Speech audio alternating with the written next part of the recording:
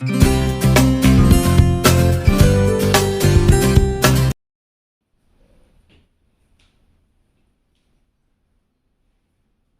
My lovely viewers, welcoming you all in biophilic with Pathak में। आज के लेक्चर में हम पिछले लेक्चर के बचे हुए पार्ट जो कि था इरिथ्रोसाइट, जिसको आरबीसी भी कहते हैं, रेड ब्लड कार्ब सेल्स, उस पोर्शन को पढ़ेंगे। तो चलिए देखते हैं। लास्ट लेक्चर में बहुत सारे पॉइंट्स हमने जान लिए हैं। अगर आप में से कोई भी उस लेक्चर को नहीं देखा हो तो प्लीज जाके देख लीजिए, बहुत इंपॉर्टेंट है। ठीक है, एज वेल एज आज का भी काफी इंपॉर्टेंट है, तो वीडियो के लास्ट तक बने रहिएगा। ठीक है, तो देखते हैं इन आरबीसी एंडोप्लाज्मिक, ये देखिए ईआर जो मैंने लिखा है इसका मतलब होगा एंडोप्लाज्मिक रेटिकुलम, मैंने शॉर्ट में लिख दिया है। In RBC, endoplasmic reticulum is absent. So endoskeleton is composed of structural protein, fats and cholesterol present in the form of network called stromatine, which is spongy cytoskeleton. देखिए जो endoplasmic reticulum होती है cell में, वो आपके cell के shape, structure, उसके mechanical support को भी जो है प्रोवाइड करती है। तो जब आरबीसी में वह अब्सेंट है तो उसका जो स्ट्रक्चर कैसे बनता है आरबीसी का, वो बनता है आपका प्रोटीन के नेटवर्क से। तो उसी को स्पॉन्जी साइटोस्केलेटन, मतलब उसका टाइप होता है स्पॉन्जी, मीन्स आपका स्पॉन्जी इन नेचर, और उसको बोलते क्या है तो स्ट्रोमेटिन बोलते हैं। ठीक है, अब सेकेंड पॉइंट है ड्यू टू अब्सेंस होगा, due to absence of mitochondria। ये लास्ट वीडियो के लेक्चर में मैंने ये आपको बताया था कि एंडोप्लाज्मिक में आपका mitochondria, endoplasmic reticulum, Golgi complex, nucleus, ये सारे नहीं पाए जाते हैं। तो वही है, due to absence of mitochondria anaerobic respiration takes place, यानी कि इसमें माइटोकॉन्ड्रिया न होने के कारण इसमें एनारोबिक रेस्पिरेशन होता है। आपको मालूम होगा कि एनारोबिक रेस्पिरेशन क्या होता है, ऐसा रेस्पिरेशन जिसमें ऑक्सीजन का कोई यूज ना हो, है ना। मतलब in the absence of oxygen if respiration takes place then it is called anaerobic respiration. जैसे बहुत सारे बैक्टीरिया होते हैं जो कि एनारोबिक होते हैं, एज वेल एज हमारे बॉडी में भी एनारोबिक रेस्पिरेशन होता है। ठीक है, तो देखिए glycolysis process are present while enzyme of Krebs cycle are absent. Glycolysis होती है लेकिन क्रेब्स साइकिल में जो एंजाइम पाए जाते हैं वह इसमें नहीं यूज होते हैं। देखिए इसका एक रीजन मैं आपको बताती हूँ कि क्यों ये एनारोबिक होता है, मतलब ये आरबीसी में रेस्पिरेशन एनारोबिक क्यों होता है वो मैं आपको बताती हूँ। आपको मालूम होगा लास्ट वीडियो में बताए थे हम कि आरबीसी जो है वह रेस्पिरेटरी पिगमेंट को जो है कैरी करता है, ऑक्सीजन एंड कार्बन डाइऑक्साइड, आपको बताया था मैंने। तो अगर वह खुद ही ऑक्सीजन यूज करने लगे, यानी कि अपने रेस्पिरेशन के लिए ऑक्सीजन यूज करने लगे, तो फिर वह कैसे कैरी करेगी। इसीलिए इसमें जो है ऑक्सीजन लेस, यानी कि एनारोबिक रेस्पिरेशन होता है, अब्सेंस ऑफ ऑक्सीजन पाया जाता है। मतलब अगर खुद ऑक्सीजन यूज करने लगे तो उसको ट्रांसपोर्ट कैसे करेगा, बात समझ गया। ठीक है, देखते हैं। Antigen of blood group and RH factor if present found on the surface of RBC. अगर आपके ब्लड में एंटीजन पाया जाता है, जैसे आपका ओ नेगेटिव ब्लड ग्रुप में कोई एंटीजन नहीं होता, हर ब्लड ग्रुप का एक एंटीजन होता है। हम लोग ब्लड ग्रुप भी आई होप अगर दिया होगा आपके बुक में तो इसी चैप्टर में पढ़ेंगे। तो अगर वह पाया जाता है तो आरबीसी सेल के सरफेस पे ही एंटीजन भी लगे होते हैं। और अगर ब्लड ग्रुप में आरएच फैक्टर पाया जाता है जिसके कारण आपका ब्लड ग्रुप नेगेटिव और पॉजिटिव होता है, अगर आरएच फैक्टर पाया जाता है तो ब्लड ग्रुप पॉजिटिव कहा जाता है, जैसे बी पॉजिटिव, ए पॉजिटिव ऐसे। और अगर आरएच फैक्टर नहीं पाया जाता है तो नेगेटिव कहलाता है। ठीक है, ध्यान रखिएगा। इसके आगे और पॉइंट्स को भी देखते हैं।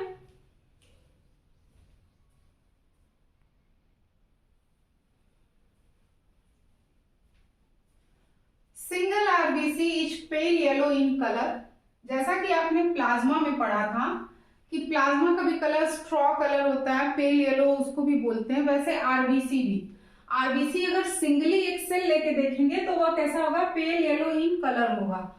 अभी ये ऐसा क्यों होता है, क्योंकि उसमें पाया जाता है बाइलिरुबिन नाम का सबस्टेंस, और इसी आरबीसी के ही टूटने से हमारे यूरिन का जो कलर होता है, हमारे क्या कहते हैं आपका बाइल जूस का जो कलर होता है वो आपका पीला रंग का होता है, इसी आरबीसी के ही टूटने के कारण। ठीक है, while group of RBC red in colour, और अगर आप आरबीसी को ग्रुप में देखेंगे तो वह रेड कलर में दिखाई देता है। फिर in each RBC 26.5 crore molecule of haemoglobin are present.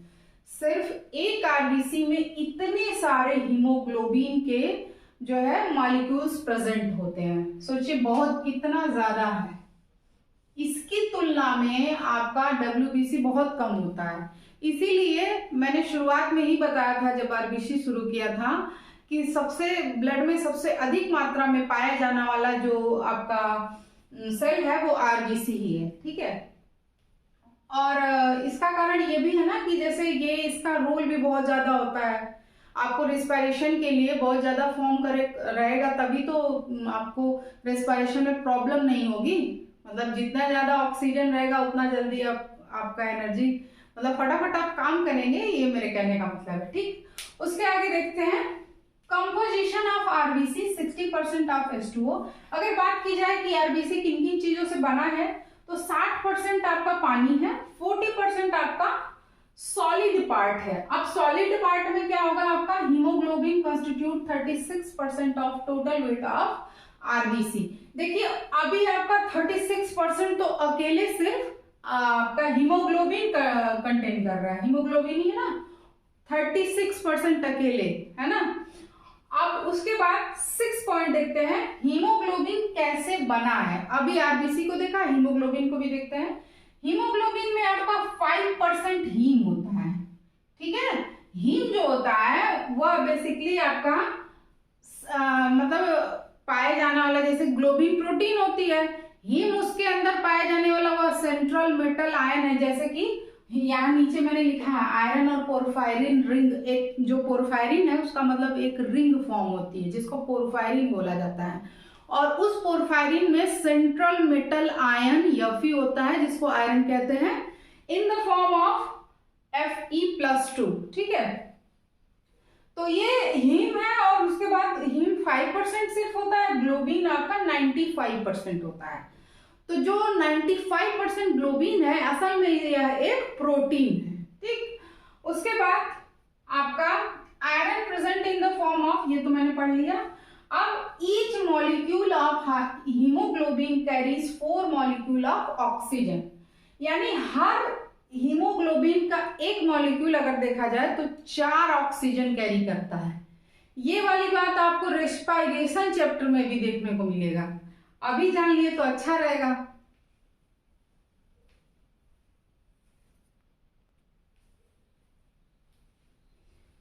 देखिए हमने जाना था कि process of formation of RBC is called erythropoiesis. तो उसके टूटने को क्या कहा जाता है, destruction of RBC is called erythroclasis. ठीक है, याद रखिएगा। उसके बाद organ which produce RBC is called erythropoietic organ. जो भी आरबीसी को बनाता है उसको इरिथ्रोपोएटिक ऑर्गन कहते हैं। हार्मोन विच स्टिमुलेट इरिथ्रोपोएसिस, वो हार्मोन जो कि आरबीसी को बनाने के लिए स्टिमुलेट करता है उसको कहते हैं इरिथ्रोपोएटिन। देखिए सारे वर्ड इरिथ्रोपोएसिस, पोएटिन, पोएटिक, ये सब मतलब आपस में कितने एक जैसे लग रहे हैं ना, तो बहुत ध्यान देने की जरूरत है। 2-4 बार पढ़ेंगे तो फिर याद हो जाएगा, कोई दिक्कत नहीं है। और वैसे भी एग्जाम में जब आप जाएंगे तो आपको ऑप्शन मिल जाएगा नीट वाले एग्जाम में। एकेडमिक में तो इतना डिटेल पढ़ना ही नहीं है, एकेडमिक में जितना एनसीईआरटी में दिया उतना पढ़ लीजिएगा, आपका एकेडमिक एग्जाम क्लियर हो जाएगा। लेकिन जब एग्जाम में जाएंगे तो ऑप्शन मिलेगा तो याद आ जाएगा। ठीक है, फिर भी याद रखना हमारा काम है, क्योंकि आजकल बहुत एडवांस लेवल पे पेपर हो रहा है। ठीक है, मतलब उसका क्वेश्चन बनाने का तरीका बहुत एडवांस हो गया है, कैसे कैसे दे रहे हैं, इसलिए याद रखना very important. Synthesis by kidney, अब देखिए ये बनाया किसके जाता है, किसके द्वारा जाता है, जो ये हार्मोन है, सिंथेसिस कहाँ पे होती है इसकी, आपकी किडनी, और small amount of in liver, मतलब बहुत कम मात्रा में, इन लिटिल क्वांटिटी, मतलब फॉर्म होता है आपका लिवर में, पर किडनी में आपका ज्यादा बनता है, ठीक है, एज कंपेयर टू लीवर। अब देखिए पहली बार आरबीसी कब बना, तो पहली बार बना जब आपका ह्यूमन जो फीटस के फॉर्म में था, यानी जब मदर के यूट्रस में था तो वो बना, और वो कब बना, आपका योग सैक में। योग सैक मालूम है ना, जैसे एग में पाया जाता है ना योग सैक, जो येलोइश पार्ट होता है, वैसे आपका फीमेल एग में भी पाया जाता है, लेकिन बहुत ही लिटिल अमाउंट में पाया जाता है, पर पाया जाता है, ठीक है। In embryonic life, RBC produced by red bone marrow, which filled between spongy bones, sternum, cranial bone, vertebrae. यह कह रहा है कि आपका एम्ब्रियोनिक यानी जब फीटस के फॉर्म में बेबी होता है और आरबीसी के बनना शुरुआत हो जाता है, तो आपका वह बनना किसमें शुरू होता है, रेड बोन मैरो में। रेड बोन मैरो कहाँ पाई जाएगी, जो स्पॉन्जी बोन्स होती है, जो बड़ी बेसिकली जिनमें स्पेस ज्यादा होता है, वहां पे बनता है। तो कुछ एग्जांपल है, जैसे स्टर्नम, स्टर्नम मालूम कहाँ पाया जाता है, स्टर्नम आपका यहाँ पाया जाता है, दोनों तरफ आपका फेफड़ा है, बीच में स्टर्नम पाया जाता है, जो मिडिल वाली हड्डी होती है, और आपका फेफड़ा जो है रिब्स से कवर, उसी स्टर्नम से रिब्स निकले होते हैं, जो आपके फेफड़े को प्रोटेक्शन प्रोवाइड कर रहे हैं। रिस्पायरेटरी चैप्टर में आप इसको पढ़ेंगे, रिस्पायरेटरी में भी, और वो बोन वाला चैप्टर जो है उसमें भी, कि कितनी बोन्स बॉडी में पाई जाती है, कहाँ कहाँ, किसका क्या नाम है, कितना नंबर है। एक स्टर्नम है, दूसरा क्रैनियल बोन, क्रैनियल बोन आपका ये वाले मतलब क्रैनियम वाला पार्ट, उसके बाद वर्टिब्री, वर्टिब्री छोटी छोटी बोन्स आपकी, जो कि यही वर्टिब्री इधर से निकली हुई है, जो जिनको मैं रिब्स बोल रही हूँ ना, वही चीज। चलिए ये आपका हो गया, फिर एक दो पॉइंट और बचे हैं, फिर लेक्चर यहीं पे आज खत्म किया जाएगा।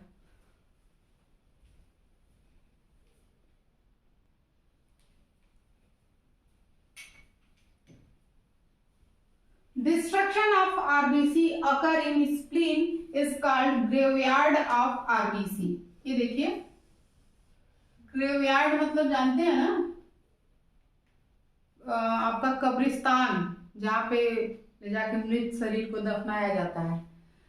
तो मतलब आरबीसी यहीं पे आके खत्म होती है, यहीं पे आके मर जाती है, तो इसलिए इसको आपका स्प्लीन को ग्रेवयार्ड बोला जाता है, यानी कि आरबीसी का कब्रिस्तान, लाल रक्त कणिकाओं का, ठीक है।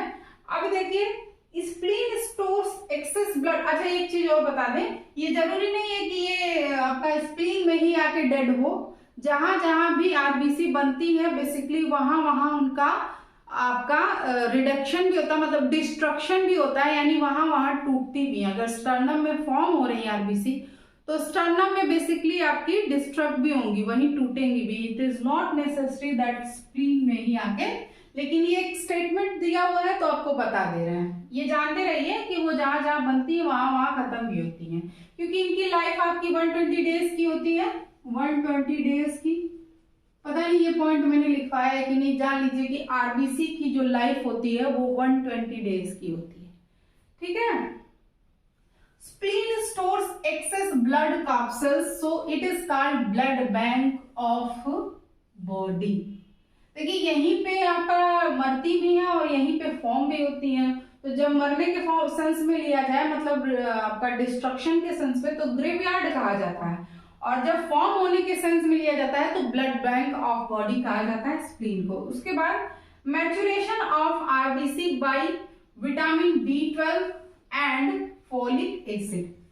याद करिए, अगर किसी को एनीमिया जब हो जाता है, आपके घर में देखिएगा, आपकी मम्मी, आप, कोई भी बहन, तो डॉक्टर किसकी टेबलेट लिखता है, आयरन की टेबलेट लिखता है। आयरन की टेबलेट में आप पढ़िएगा अभी, मतलब ये वीडियो देखने के बाद जाके कभी भी किसी को हो या इस समय चल रहा हो, या आयरन की कोई भी टेबलेट अगर आपको मिले, कुछ नहीं तो गूगल पे जाके सर्च कर लो, तो उसमें देखना फोलिक एसिड लिखा रहता है, फोलिक एसिड भी होता है, B12 भी होता है, दोनों होता है।